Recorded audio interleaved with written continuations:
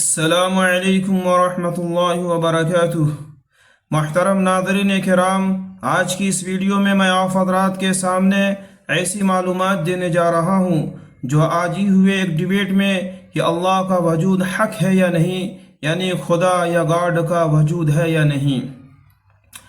ये मुनाजरा मुफ्ती शमाल साहब नदवी और जावेद अख्तर के दरमियान ज़बरदस्त मुनाजरा चला। आम जनता का भी सवाल व जवाब चला।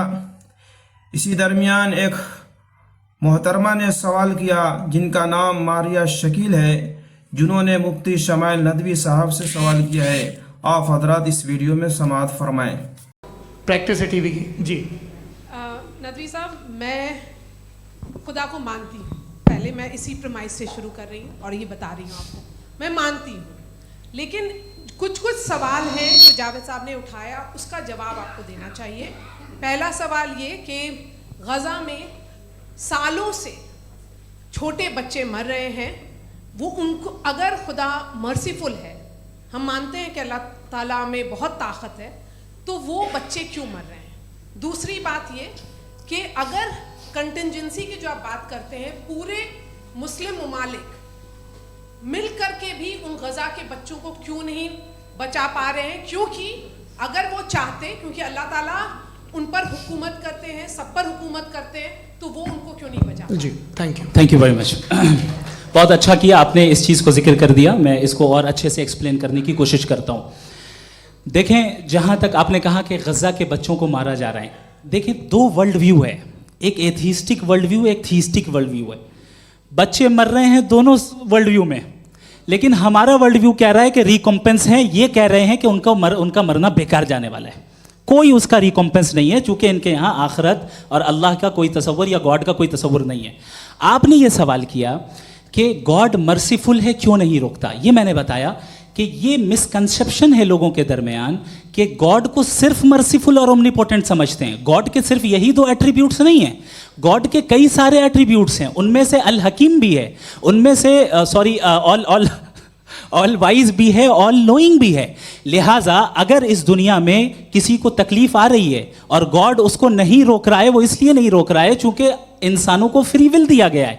ठीक इसी तरीके से अगर एक डॉक्टर किसी छोटे बच्चे को इंजेक्शन लगा रहा है, उसे तकलीफ पहुंच रही है, उसके लिमिटेड पर्सपेक्टिव के एतबार से ये गलत हो रहा है और डॉक्टर बुरा है। लेकिन जब आप ब्रॉडर पिक्चर को देखेंगी, आपके और हमारे पास सिर्फ एक पिक्सल है, हमें इतना नजर आ रहा है कि गज़ा में कत्ल हो रहा है, लेकिन इसके पीछे कितना रिकॉम्पेंस उनको मिलने वाला है, पूरा पिक्चर गॉड के पास है। तो एक पिक्सल से आप पूरे पिक्चर को कभी भी जज नहीं कर सकती। आप इसमें कुछ जोड़ना चाहेंगे?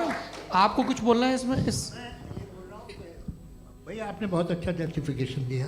या आप वो जो वहाँ के प्राइम मिनिस्टर इजराइल के, उन्हें भेजिए, वो बहुत खुश होंगे। आप जस्टिफिकेशन दे देना कि अगर गॉड नहीं है तो बच्चे क्यों मर रहे हैं, आप बताएं।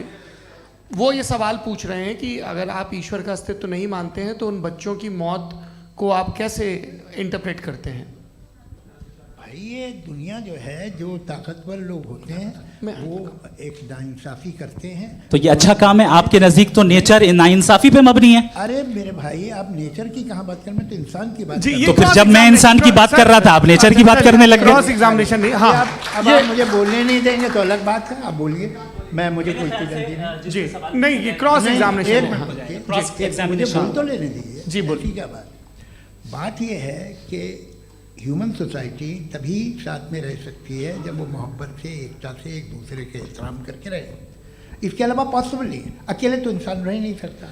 वहाँ पर कुछ लोग हैं जो फाउल करते हैं, वो फाउल हमेशा से तारीख में होता आया है। आज ये हो रहा है, जो हो रहा है बहुत बुरा हो रहा है, बहुत जालिमाना है, बहुत जाबराना है। उसको आप कहें कि ये बच्चों को कॉम्पनसेशन मिल जाएगा या इसकी इंजेक्शन है, इंजेक्शन तो हेल्थ के लिए दिया जाता है। आप ये कह रहे हैं कि ये बच्चों की जो धज्जियां उड़ रही हैं ये इंजेक्शन है, ये टेस्ट है और उस टेस्ट में उनको ऐसा रिकॉम्पेंस मिलेगा जो आपके तसव्वुर के बाहर है। ये आप 3 बरस के बच्चे को बारूद से उड़ा के टेस्ट ले रहे हैं। वाह, वो नहीं ले रहा है, खुदा नहीं उड़ा रहा है, इजराइल उड़ा रहा है। जी, ये तो उसको कंडेम करें। अगला सवाल लेते हैं प्रोफेसर